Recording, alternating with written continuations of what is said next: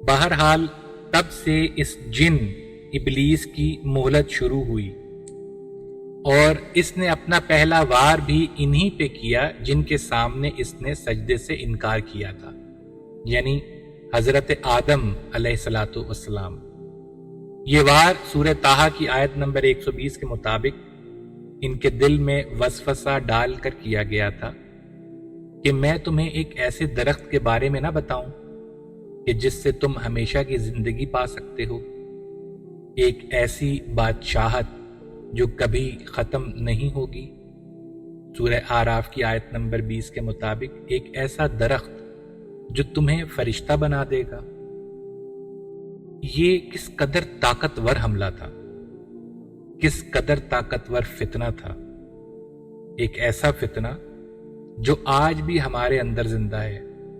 ایک ہمیشہ کی زندگی، ایک نا ختم ہونے والی بادشاہی،